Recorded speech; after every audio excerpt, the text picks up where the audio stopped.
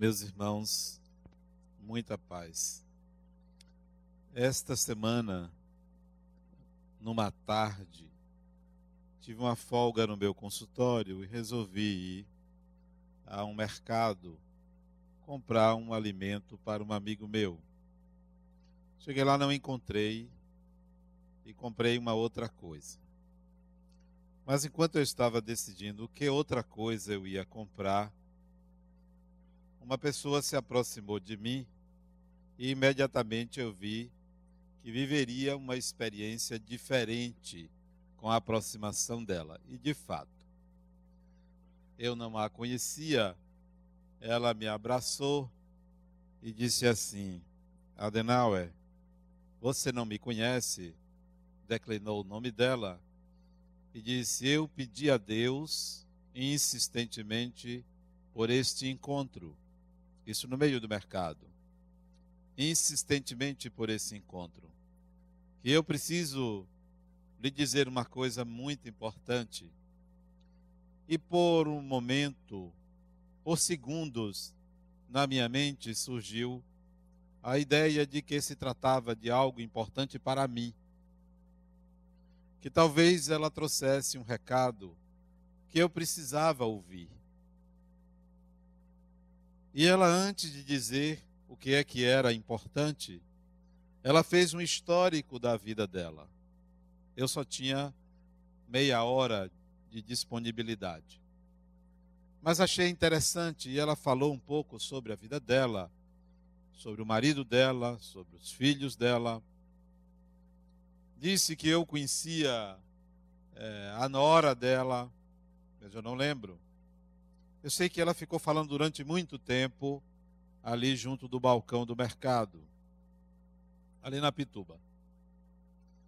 E eu fiquei curioso em saber o que é que viria, o que é que ela diria, mas ela precisava fazer um contorno muito grande para falar o que ela pediu a Deus para me falar. Certamente seria algo importante. E a gente deve sempre aproveitar experiências desse tipo, de alguém querer nos dizer alguma coisa, para refletirmos sobre o significado do recado. Saindo dela, ela então começou a falar de mim, que acompanhava minha história no Espiritismo, conhecia aqui a instituição, já tinha lido alguns livros meus, assistido a algumas palestras, e que eu era uma pessoa muito boa, muito inteligente, com uma visão diferenciada do Espiritismo. E aí imediatamente eu pensei, aí vem bomba. Aí vem bomba. E aí veio, ela disse, o recado que eu tenho que lhe dar é uma crítica a você. E que eu quero que você me perdoe. Que você não fique zangado comigo. É algo que você precisa ouvir, talvez ninguém nunca tenha dito. E eu comecei a pensar nos meus erros, nos meus equívocos, né?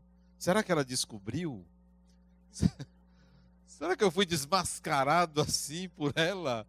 Como é que ela sabe? E passaram-se algumas coisas que eu fiz na minha vida, digo, meu Deus do céu, é hoje. É hoje que eu vou ter que dizer assim, você tem razão. E baixar a cabeça e dizer, agora já não posso mais enganar. Todo mundo já tem uma pessoa que sabe, né? Mas ela rodeava e disse, olha, o que eu vou lhe dizer, eu tenho certeza que ninguém nunca disse. Eu digo, pronto, agora que ninguém nunca disse, deve ser uma coisa que eu fiz escondido que ninguém nunca soube. Você veja o que é a consciência de uma pessoa que tem os seus equívocos, né? E fiquei ali na espera, né? E ela olhava nos meus olhos, eu já preocupado, e demorava porque ela fazia um rodeio muito grande, muito grande.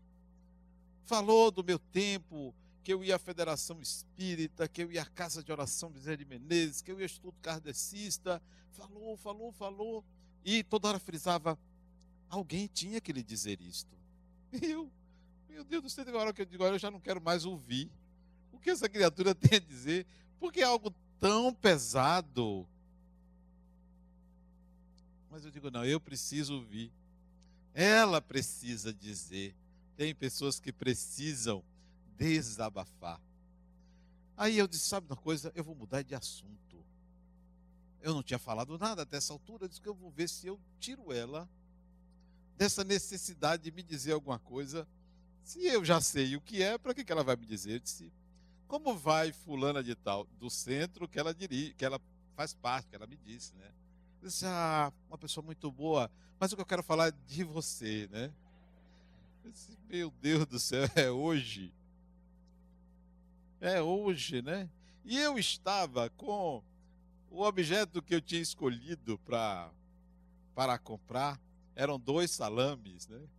Eu queria dar a um amigo, eu queria dar os 2, mas na hora me deu uma fome, eu digo, eu só vou dar um, não vou dar os 2, né? E guardei um para mim, deixei no carro e levei só um para ele. Mas era o que não era o que eu queria dar, era outro. E eu ali com os 2 salames na mão, segurando assim, já preocupado em pagar, e ela ali falava, e eu querendo saber o que era. Será que ela vai dizer? Aí ela falou, eu baixei a cabeça e disse, você tem razão. Você tem razão. A única coisa que você não sabe é que eu venho pagando uma penitência por causa disso. Tem mais ou menos, desde 2011, que eu venho pagando uma penitência já, resolvido o problema. Eu consegui resolver. E ela disse, ainda bem que você disse a verdade. Eu não vou dizer a vocês, claro, né? Ainda bem que você disse a verdade. Eu sabia que você iria concordar. Pois é, tá vendo? Eu concordo com você. De fato, isto aconteceu. Mas eu já estou resolvendo. Ela disse, como? Aí eu expliquei a ela o que é que eu vinha fazendo desde 2011 para me redimir do que eu havia feito. Mudando de assunto, né? Ou vocês querem saber o que é que ela... Você veja como as pessoas são curiosas, né? Querem ver a miséria dos outros, rapaz. Sabe o que é que ela me disse?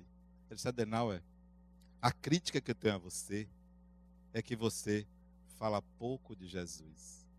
Foi só isso. Fala pouco de Jesus. E eu concordei com ela. E para me redimir, fulana, desde 2011, eu venho escrevendo sobre Jesus. Já escrevi 4 volumes, estou terminando o 5º, são 7 volumes. Então, eu venho pagando essa penitência, porque falava muito pouco de Jesus, e agora você tem razão. Ela disse, eu sabia que você iria concordar comigo, mas não leve a mal, Adenauer. Todo mundo erra na vida, né? É sério, todo mundo erra. Parece que você tinha alguma coisa contra Jesus. Eu digo, eu tinha mesmo, tinha, mas me redimi. Mudei. E aí eu expliquei a ela os motivos que eu rejeitava o mito Jesus para trazer a ideia do Jesus humano.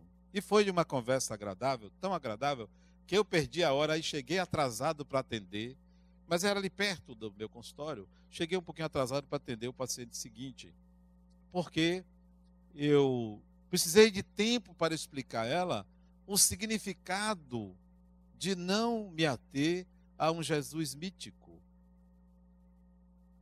E é em função disso que eu trago para vocês hoje a ideia de que muitos de nós vivemos sem um sentido. Vivemos fundamentando a nossa vida ou com filosofias equivocadas, superficiais, seguindo paradigmas ou princípios que não são nossos. Vivemos uma vida autêntica, uma vida que não nos pertence. Muitos reencarnam, vivem 80, 90 anos, desencarnam sem ter vivido a própria vida. Viveram em função de outros, sofrendo influências culturais, influências familiares, influências de amigos, influências da mídia, influências de tudo quanto é lugar, mas sem encontrar a si mesmo. Quem sou eu? Porque vive numa alternância de humor, de pensamentos, de ideias, de sentimentos, que já não sabe mais quem se é, porque não tem um norte, porque não tem uma raiz, porque não tem um tronco, porque não se vê de fato como é, vivendo uma vida em função dos outros. Quantas pessoas, por causa de uma palavra não muito bem colocada por alguém, desvia a vida, quando poderia ter uma ótima experiência com aquela pessoa, com aquele grupo, por algo que foi dito, se afasta, rejeita e vai para outro canto, mudando, enviesando a vida. Não segue a sua essência, o self, a sua natureza, as suas tendências, não se percebe como indivíduo. Pensa que sabe quem é, pelo nome que tem, pelo endereço, pelo sobrenome de família, mas não sabe de fato quem é, porque tem seguido um padrão que não é seu. Poucos espíritos são proprietários de si mesmo. Vivem uma vida completamente out, externa, fora de si mesmo.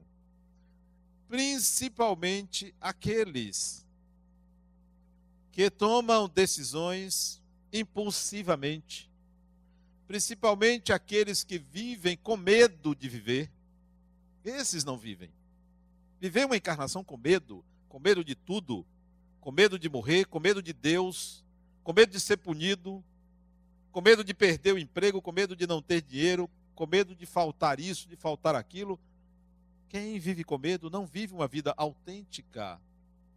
Vive uma vida nem pela metade, a 10%, porque vive com medo. Limita-se. E vai, então, em busca de algo mágico para resolver a sua vida. O que é esse algo mágico? Geralmente, uma fé. Não, eu tenho fé em Deus. E tudo o que não se acha capaz de resolver, entrega a Deus. Entrega a Deus. É até um jargão comum, um bordão comum. Entrega a Deus, entrega a Deus. Entrega a Deus como? É um depósito? Não, a sua vida lhe pertence. Ela foi dada por Deus, agora é sua. É você que tem que resolvê-la.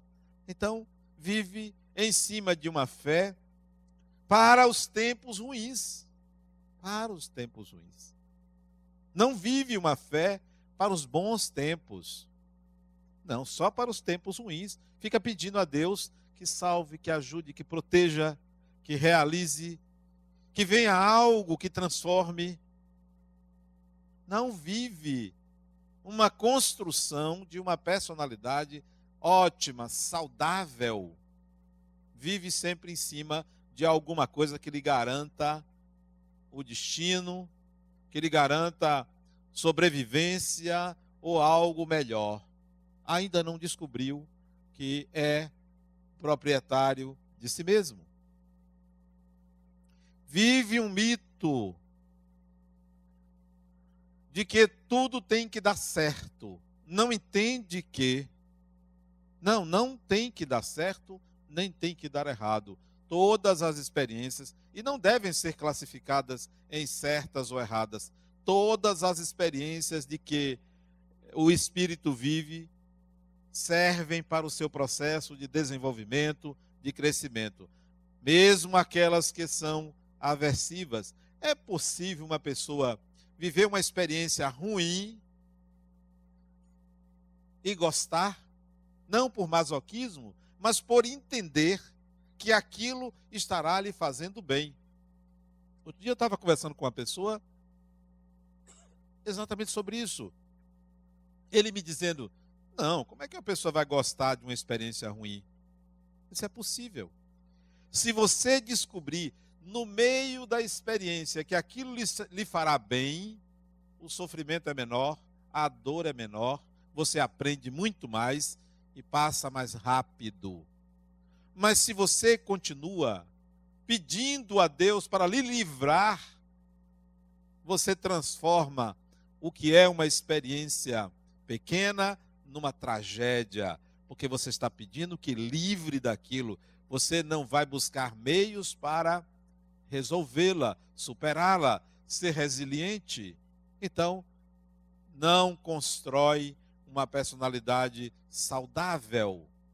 Não vive a própria vida. Vive uma vida em cima do medo, em cima de uma fórmula mágica, em cima de algo calcado, baseado no medo de sofrer, de morrer, ou de que aconteça alguma coisa no mundo espiritual que lhe leve para um lugar melhor, uma situação melhor. A vida espiritual é para ser vivida aqui, agora. Não é para depois. O Espiritismo é uma doutrina para que a gente viva neste mundo conscientes da nossa imortalidade. Não é para negar esse mundo e ir em busca da felicidade depois da morte. É um contrassenso. O Espiritismo não é para isso. É uma doutrina para nos trazer a consciência da imortalidade e transformar a nossa vida e o que nos cerca. É para isso. Fora disso, será sempre uma religião de crentes e não uma religião de conscientes, de espíritos crentes e não de espíritos conscientes dessa condição. Qual é o seu mito? Qual é a ilusão que você tem? E em cima dessa ilusão, você constrói o seu destino. Qual é? Será que é o mito de que vai dar certo? Quantas pessoas vivem esse mito? Não, vai dar certo, vai dar certo. Eu vou conseguir. Isso é um mito.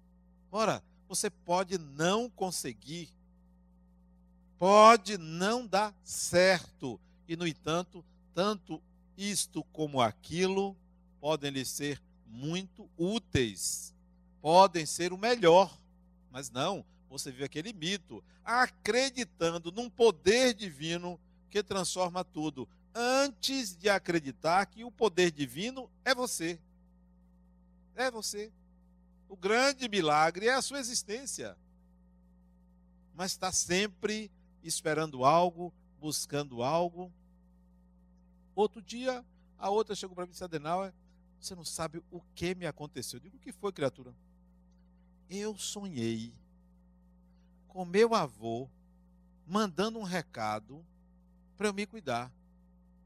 Olha que experiência fantástica. Eu digo, eu não vi nada.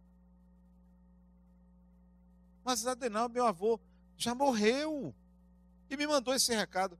Precisa ser seu avô, ou já ter morrido, para dizer que você precisa se cuidar, criatura? Ou isso é óbvio? Se foi seu avô que disse isso, você está muito mal. Ela, será que eu tenho um câncer? Digo, não, criatura, mal é porque para uma pessoa precisar de um recado como esse, só pode ser alguém descuidada de tudo da vida. Não, isso é muito pouco. Isso é pouquíssimo. Essa transcendência, essa espiritualidade que fica esperando, até mesmo na dúvida, desses eventos para dizer que algo está acontecendo, que foge da natureza, foge da matéria, é uma espiritualidade muito fraca, muito frágil. Criatura, O Espírito é você. É você que é o Espírito. Espíritos que se aproximarem de você para dar esses recados, seja em sonho, seja pessoalmente, são como você. O milagre não é esse. A transcendência não é essa. A transcendência é a sua própria existência. Considere isso. Então, qual é o seu mito? É o mito de que você vai ter um final feliz na encarnação? Vai ser feliz? É um mito. A felicidade é um mito. Porque as pessoas ficam buscando a felicidade amanhã, depois de amanhã, semana que vem, no ano que vem, se acontecer tal ou qual coisa. Não. Porque se você encontrar isso, você vai em busca novamente de algo que você precisa, que você espera, porque o ser humano é a incompletude. Não. O mito da felicidade, é muito mais importante para mim viver do que ser feliz. Viver do que ser feliz.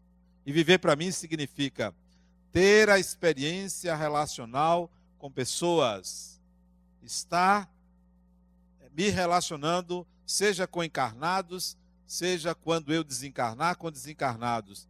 Viver é mais importante do que feliz, embora todo mundo queira ser feliz. Mas coloque essa felicidade lá adiante, em alguma época. Se conseguir tal coisa, não. Se há uma felicidade, é a felicidade da existência. E é a felicidade de descobrir que o que você construiu como sendo você é a coisa mais maravilhosa que existe. Ame isso que você é. Portanto, ame a pessoa que você é e o destino que você está traçando para você, porque ele é seu e só você pode mudar. Então, de forma alguma, me interessa uma felicidade depois. Não me interessa. Eu prefiro viver. Viver. Se é uma felicidade, é viver. Vou repetir. Prefiro viver a ser feliz. Por quê? Porque para mim viver já é a própria felicidade, porque ela é baseada na existência, na minha existência. E gostaria que cada um calcasse a sua felicidade na própria existência. Como não faz isso, vive o mito de que existe alguém que vai me fazer feliz. Existe alguém. Outro mito. Você é o homem da minha vida. Você é a mulher da minha vida. Como se aquilo fosse verdade. Mentira. Não é. Até que aconteça alguma coisa, porque a fila anda. Anda. Diz isso porque ele ainda não traiu. Diz isso porque ela ainda não traiu. Ou por outro motivo qualquer. Não. Não é uma pessoa que vai lhe fazer feliz. Não é. Uma pessoa é para compartilhar sentimentos. Preferencialmente o sentimento de amor. Compartilhar. Não é uma pessoa que me faz feliz. Sou feliz também por estar em companhia de. Não transfira para outra pessoa a sua felicidade. Você pode até contribuir, mas não é você que faz, é o outro que, em sua companhia, elicia um sentimento de prazer, um sentimento de alegria ou algo parecido. Então, esse mito de que é alguém que me faz feliz, como a mãe diz assim: meu filho, você é tudo na minha vida, até que ele deixe de ser criança ou tome o seu destino e arranje uma nora que ela não goste. Aí não, você não é tudo, você foi por um certo tempo, né? Você poderia deixar sozinho, tudo bem, mas com ela não. E por aí vai. São mitos que nós criamos. Qual é o seu mito? O mito de que você vai ganhar na loteria? Joga todo dia o mesmo número. Não ganha nunca, né? Como se isso fosse em cima disso que se deve calcar a felicidade, o destino. Eu não jogo na loteria. Já tive vontade assim, mas os espíritos sempre me aconselhavam, não, não vá por aí, deixe de ser bobo. Primeiro que você não vai ganhar, e vai dar dinheiro aos outros, né? Vai engrossar. É melhor você ganhar dinheiro trabalhando. Por que você não faz isso? Ganhe trabalhando. Exerça o seu ofício. Pouco ou muito, mas ganhe trabalhando. Então deixe isso para lá. E aí eu deixei para lá. Isso foi há muito tempo. Mais jovem, que eu pensava que eu podia ganhar muito na loteria. E sempre tinha aquela ideia assim, não, eu vou dar uma parte para o centro. Não, e a parte era grande. Para o centro, a parte era grande. Quando eu pensei assim, e se eu ganhar mesmo? Não, eu dou 50%. Na hora do vamos ver, eu digo, olha, eu ajudo lá, eu dou 10%. Você vê o que é o caráter de uma pessoa, né? Você pensa que você é um espírito assim, iluminado, que nada. Na hora que você está ali, você promete um bocado de coisa, né? Um bocado de coisa. É igual o outro meu concunhado que prometeu ir de joelho ao Bonfim. Ele foi, quando a promessa ele ganhou, mas ele foi no táxi. É verdade isso, o Rosângela sabe disso. Ele foi no táxi, sentado ali, no banco traseiro, de joelho, foi até lá de joelho. Que promessa fantástica, né? Então, na hora H, você alivia um pouco. Qual é o seu mito? É o mito de que Deus vai curar o seu corpo, ou um espírito vai curar o seu corpo? Cura. Cura. Claro que cura. Mas tem um limite. Quantas vezes? Até quando? Vai desencarnar um dia? Então é um mito. Queira. Pode querer. Mas para que você quer este corpo? Para que serve o corpo? Para que serve? Então, dê utilidade, seja ele doente, seja ele saudável.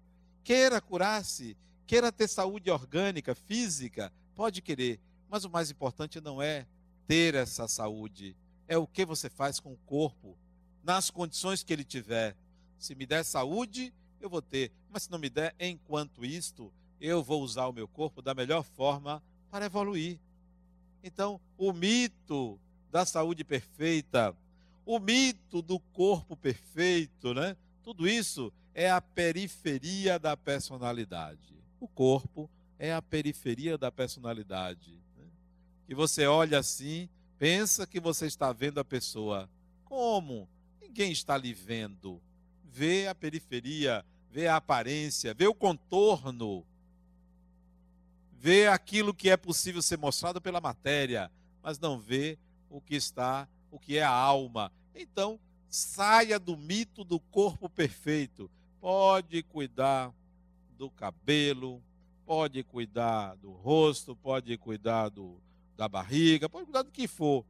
É até bom, segue um padrão, uma estética padronizada, mas é o que você faz com ele. É para que serve a manifestação do espírito na matéria. Então, o que eu estou fazendo com o corpo? Um dia ele acaba, porque o fluido vital tem limite, ele se esvai, vai se esvaindo. Se não é por morte acidental, é por morte natural, vai se esvaindo e você vai ficar com quem? Com você.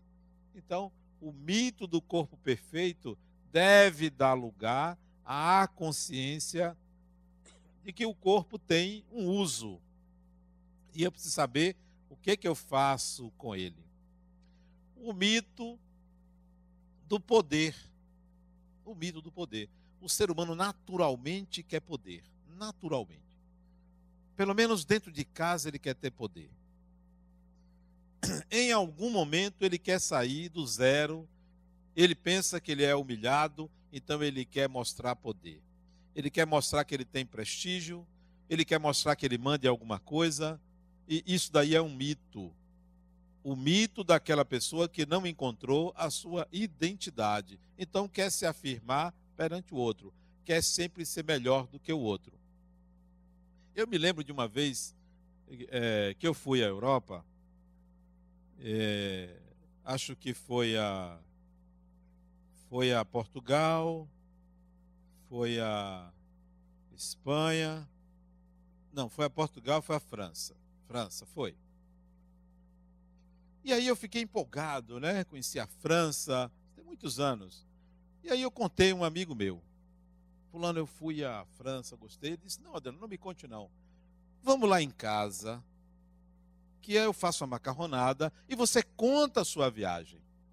Aí pronto, combinei com o Rosângela, nós fomos na casa dele. Uma casa bonita, que da sala para o quarto você tinha que usar um aparelho, porque era muito longe.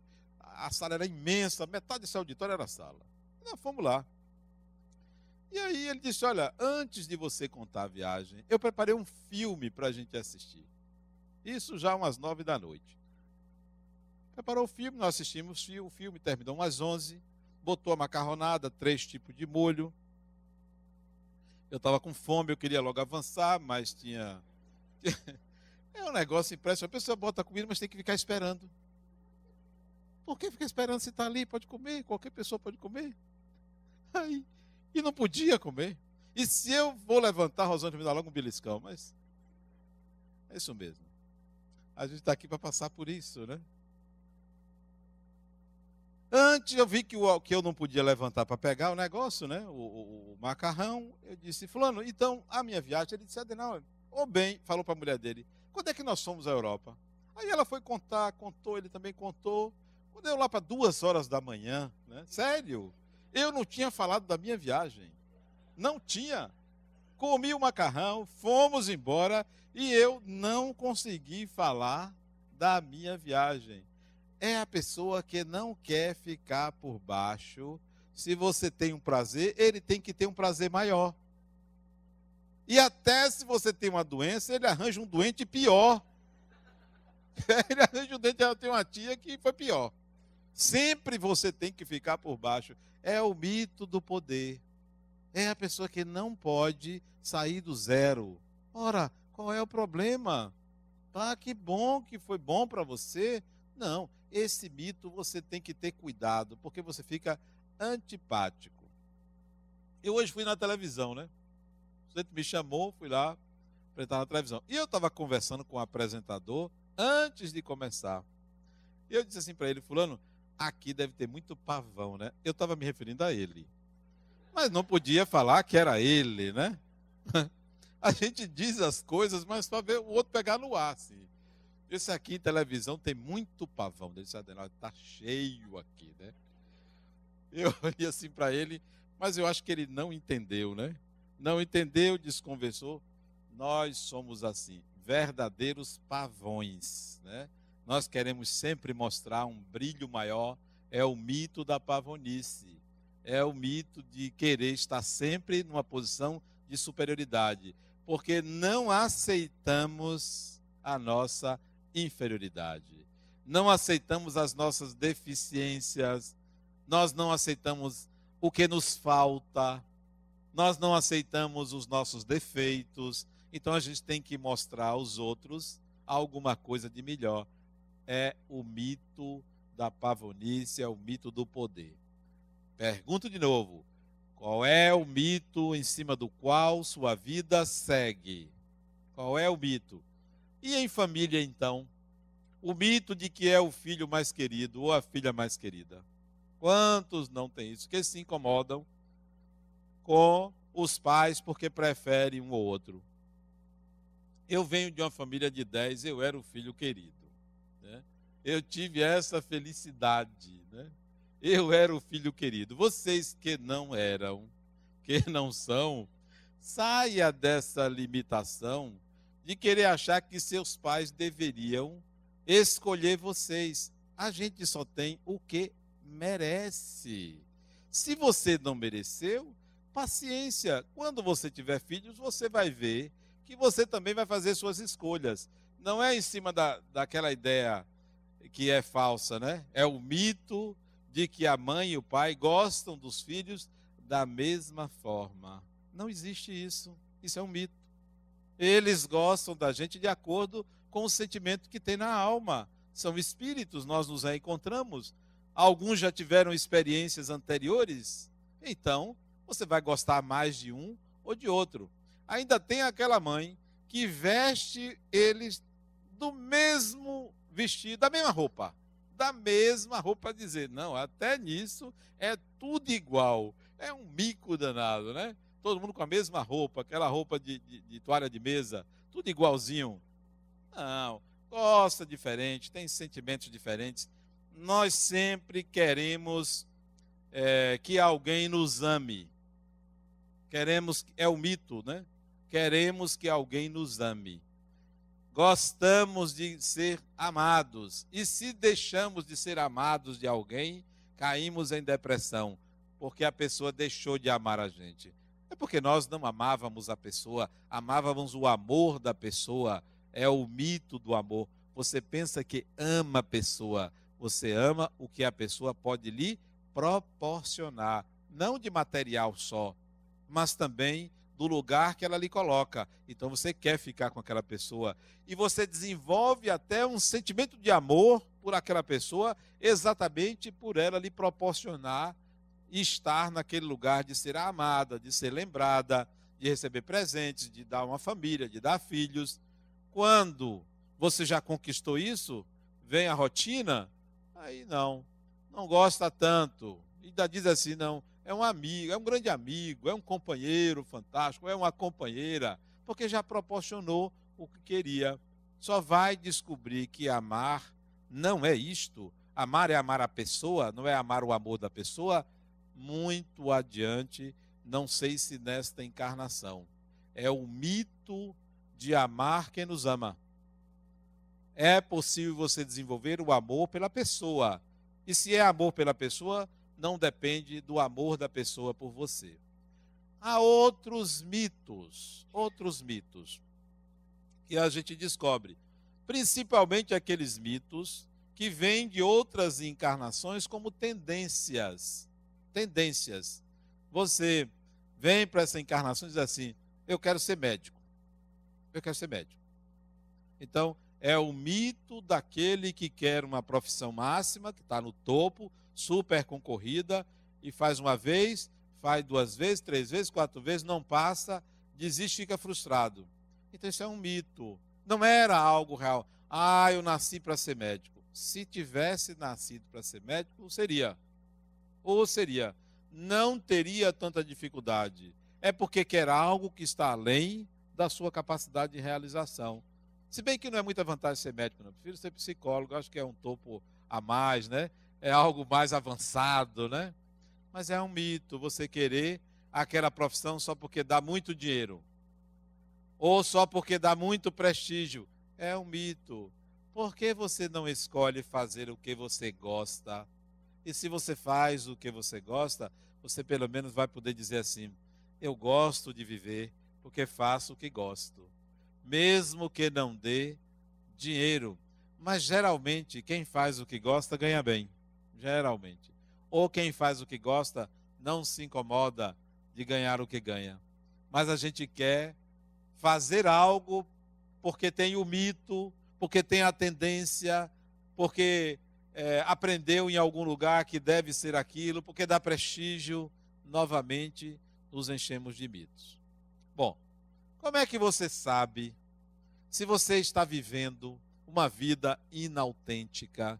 Como é que você sabe se você está numa encarnação em que você desviou-se de uma proposta sua, pessoal, de seguir algo? É se você não estiver satisfeito consigo mesmo. Esse é o medidor, o parâmetro. Se você não estiver satisfeito ou satisfeita com a pessoa que você é, pode ter certeza que você está enviesando a sua vida, não está vivendo uma vida autêntica, está vivendo um mito ilusório, precisa retomar o caminho. Então, como é? Eu preciso ser uma pessoa satisfeita comigo mesmo. Como é que eu vou? Se eu não tenho isso, não tenho aquilo, não consegui isso, não consegui aquilo, uma série de degraus que você ainda não avançou, não conquistou, como é que você vai ser uma pessoa satisfeita consigo mesmo? Pense assim, eu me lembro quando eu tinha 17 anos, 16 para 17 anos, eu chorava muito. Eu era um adolescente conflituado, né? Eu ainda não tinha assim, certeza da minha identidade sexual, tinha dúvidas, várias dúvidas, né? Estou confessando isso porque é real. Tinha assim, meu Deus, será que eu sou, será que eu não sou? Eu não sabia ainda o que é que eu era, né? Tinha assim dúvidas se eu era capaz de fazer um bocado de coisa. E eu morava em São Paulo, sozinho, minha família aqui. Morava sozinho, estava internado, no internato. E eu dizia, meu Deus, o que é que eu estou fazendo aqui? Quem sou eu? O que é isso tudo? O que é a vida? Chorava de tristeza e tal. Eu não estava satisfeito com a vida, portanto, não estava satisfeito comigo mesmo. E tomei algumas decisões. Me dei mal, as decisões que eu tomei lá, me dei mal, acabou por eu vir embora para Salvador, depois de passar 2 anos lá sozinho, eu vim embora para Salvador. Aqui é que eu resolvi estar satisfeito comigo mesmo. Tomei decisões importantes do tipo assim, eu preciso ser eu mesmo, eu preciso aprender a responder às pessoas, a dizer sim, a dizer não, eu preciso me livrar de vícios, de hábitos antigos, eu preciso dizer à minha mãe o que eu penso, a meu pai o que eu penso, aos meus irmãos, eu preciso arranjar uma companhia para ter certeza do que eu quero, do que eu não quero. E aí eu tomei várias decisões. Para mim, isso já foi aos 19 anos. Para mim, o principal, dizer eu estou satisfeito comigo desde aquela época, é assim: eu vivo a minha vida. A minha vida me pertence. Isso era tão verdadeiro que meu pai chegava para mim e dizia: por que você passou, em vez de me chamar de pai, a me chamar pelo nome? E eu dizia a meu pai: porque seu nome é bonito. E meu pai se chamava Hostílio. Veja que nome. Porque seu nome é bonito, meu pai. Comecei a chamar, 19 anos, comecei a chamar minha mãe pelo nome dela, Dona Terezinha. E meu pai dizia: por que você passou a chamar sua mãe de Dona Terezinha? Porque o nome dela era bonito, meu pai. Comecei a ser proprietário da minha vida. Não por causa disso ou por esse sintoma, mas foi uma decisão muito importante. Consequências: perdi meus amigos. Sério, 19 anos, todos. O sinal está diferente. Está diferente. Está diferente. Não pensa mais como a gente. Não sai mais com a gente. Só fica lendo, porque eu resolvi estudar para valer. Resolvi me dedicar à cultura, ao saber. Resolvi ser eu mesmo. Minha mãe queria que eu trabalhasse, eu não queria trabalhar porque eu queria estudar mais. Me matriculei, ou me inscrevi num concurso, a pedido dela, atendi, depois eu descobri, não, o que ela queria para mim, eu agora entendo que realmente eu deveria ter querido antes, é o melhor para mim. Que tal você fazer escolhas pensando que cabe a você as decisões e assumir a responsabilidade pelas decisões, não mais responsabilizar outra pessoa pelo que você escolheu. O segredo, então, para você dizer eu estou bem comigo mesmo, é assumir a responsabilidade sobre a sua vida. Sou assim porque sou assim. Você começa a afirmar isso. Você começa a dizer que as suas escolhas se baseiam em pressupostos pessoais. Não é uma vida egoísta, é uma vida egocêntrica. É egocêntrica, que é diferente de egoísta. Egocêntrica é eu vivo a minha vida e o mundo que está à minha volta é em função do que eu sou. É em função do que eu sou. E assumir isso é de uma responsabilidade muito grande, mas é uma libertação fantástica. Fantástica. Eu me lembro que eu ia para a faculdade, eu usava um chapéu. Eu gostava de usar chapéu quando era mais jovem. E sentava lá no fundo da sala. Estava no fundo da sala. Isso, engenharia.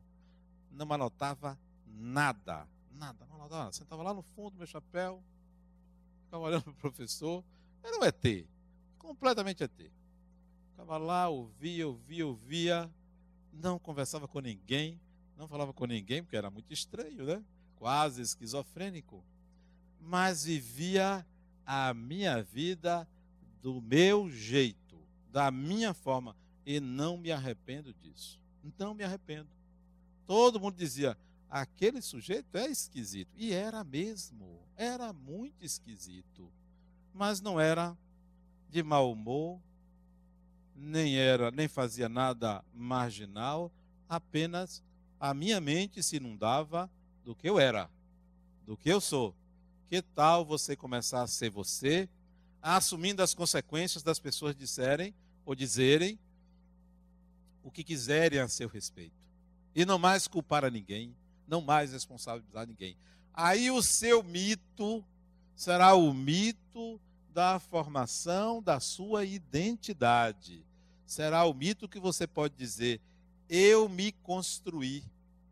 Eu me construí. Eu sou assim porque eu me construo assim, da forma que eu sou, e vou lapidando quem eu sou, mas não posso mais responsabilizar Deus, nem os outros que responsabilizam Satanás pelo que você é.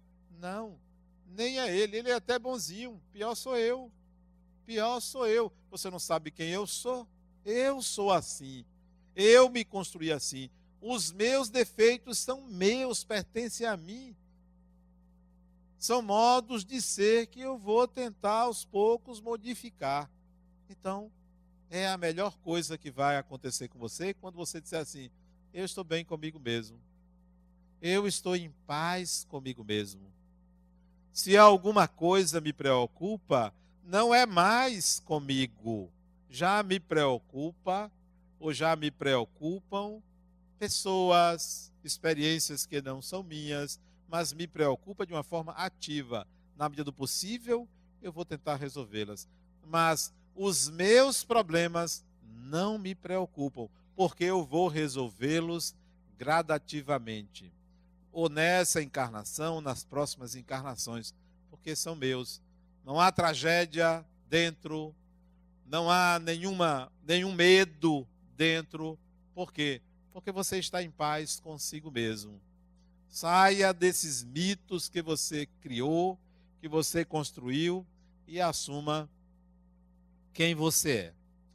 Eu escrevi um livro com esse título, Mito Pessoal e Destino Humano. E nesse livro eu coloco 10 modos de você conhecer o seu mito pessoal. 10 maneiras. Como você pode identificar o mito principal que você segue.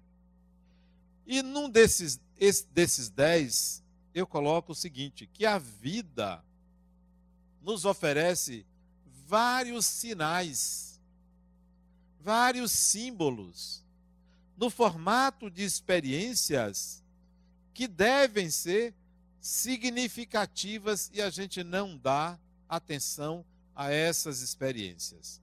Não dar atenção. Não percebe que aquilo está acontecendo como uma possibilidade de compreensão do seu destino. Como uma possibilidade de compreensão. É uma pessoa que você encontra, é uma perda que você tem material.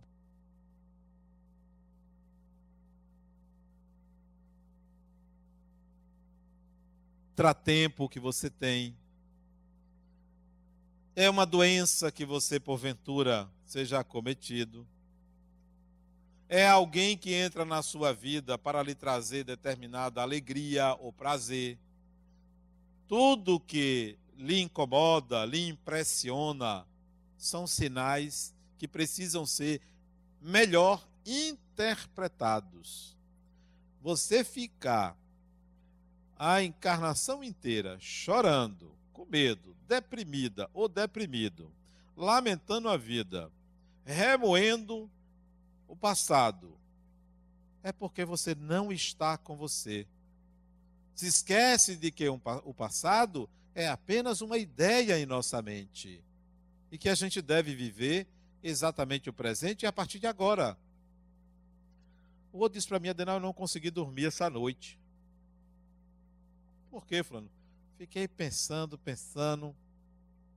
Eu tenho dois sócios, somos três, e eles dois estão contra mim. Hoje, depois de uma reunião, me disseram muita coisa e eu não consegui dormir. Fiquei quase que a madrugada toda acordado. Tá bom. Provavelmente o dia seguinte também, o terceiro dia, o quarto dia, isso vai marcar a vida dele. Ele vai passar a dormir menos durante o resto da encarnação. Por quê? Porque no estado de vigília, acordado, não tem habilidade para entender os processos que a vida coloca a gente. São processos, são oportunidades de mudança. Toda crise é oportunidade de mudança, de reavaliação. Mas não, ficou culpando um dos dois sócios. Ficou culpando, porque ele tinha razão, porque o outro não tinha. E assim vai, vão brigar, podem ir à justiça, por falta de habilidade para interpretar os sinais da vida. Às vezes é muito melhor você entender que o processo é seu, o problema é seu, do que é causado pelos outros.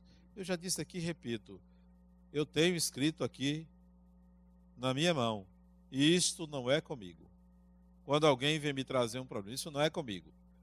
Isto é comigo. Quando é comigo, eu vou resolver. Por que é comigo? Porque eu sou o responsável.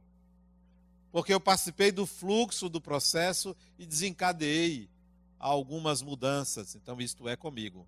Mas se eu não participei, se eu não sou parte integrante, isso não é comigo, não foi eu. Eu posso até ajudar, mas não vai me preocupar absolutamente. Absolutamente. Não vou tomar para mim.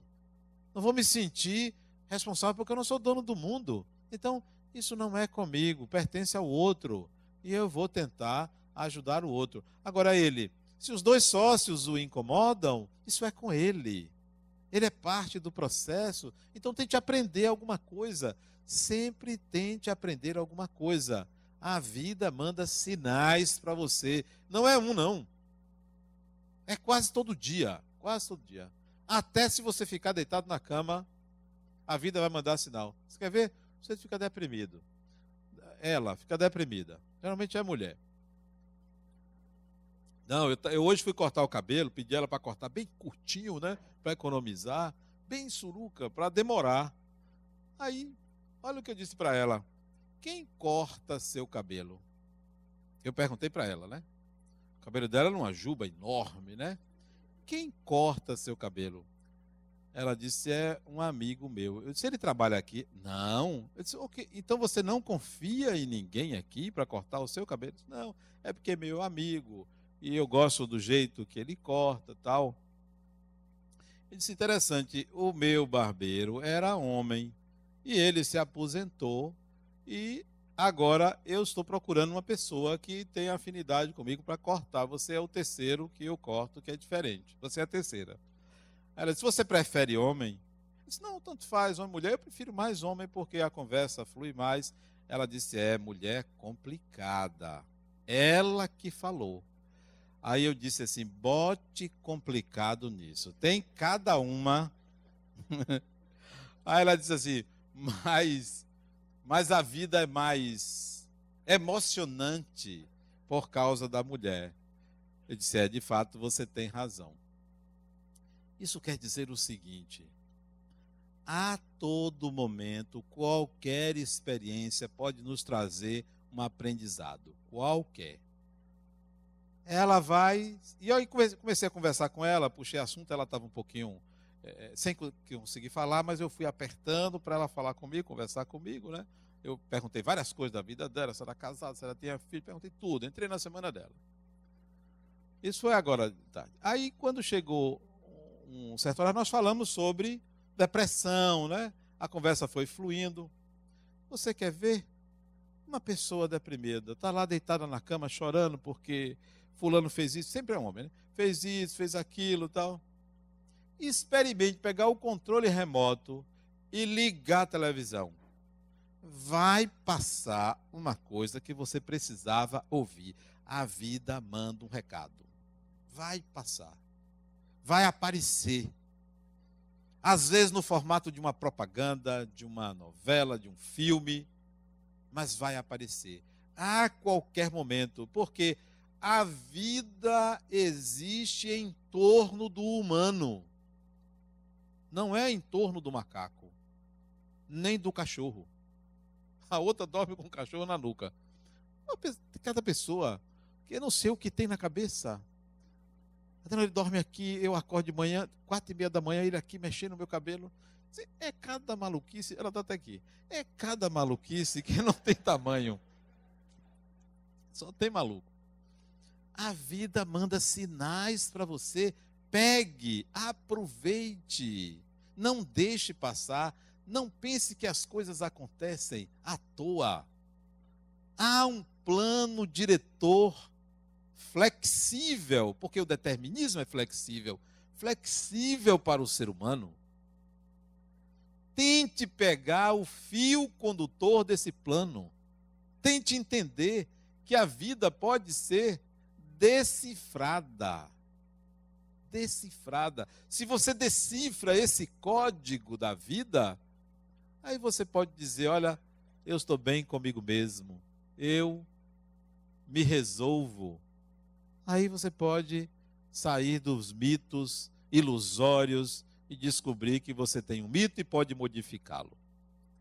Aconselho a leitura do livro Mito Pessoal e Destino Humano. Talvez ali você encontre uma pista para o seu mito. De todos os mitos que eu já vi, o mais consistente é quando você descobre que o seu mito é o mito de atender ao chamado espiritual, porque todos nós somos chamados à espiritualidade. Todo ser humano é chamado. Quando é que você vai atender? Quando é que você vai atender? Ou vai recorrer ao espiritual como algo mágico para resolver a sua vida? O chamado espiritual é o chamado da consciência de ser espírito enquanto está encarnado ou em qualquer situação que você esteja, você é um espírito imortal. Muita paz.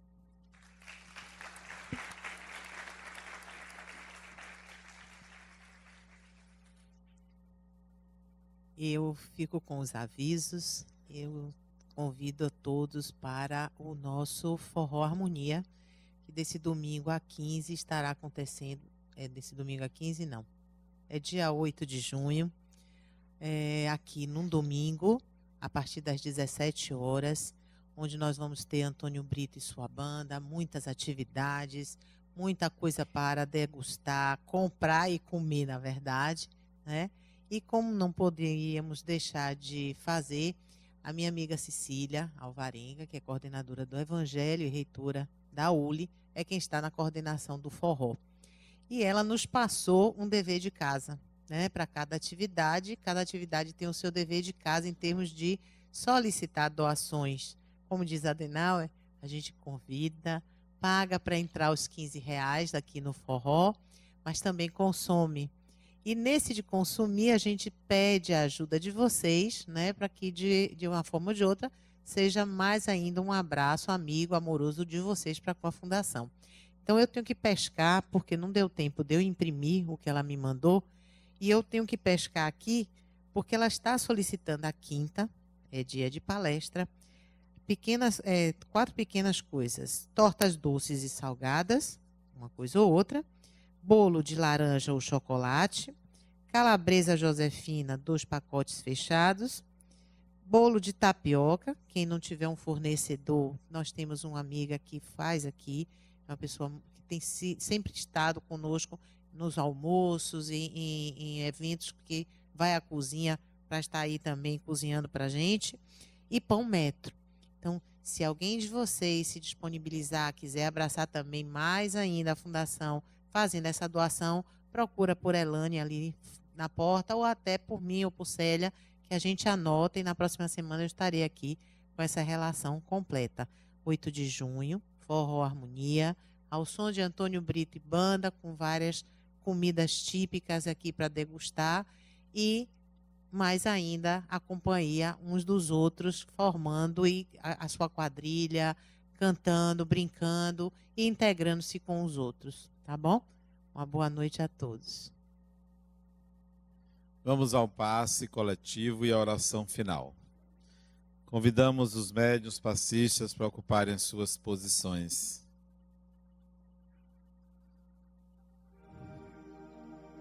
Elevemos os nossos pensamentos, ideias, à espiritualidade superior, aos amigos espirituais que renteiam conosco, que participam das nossas vidas, que se colocam ao nosso lado, nos influenciando para o bem, para a paz, para o amor, que cada vez mais nos levem à consciência da nossa imortalidade.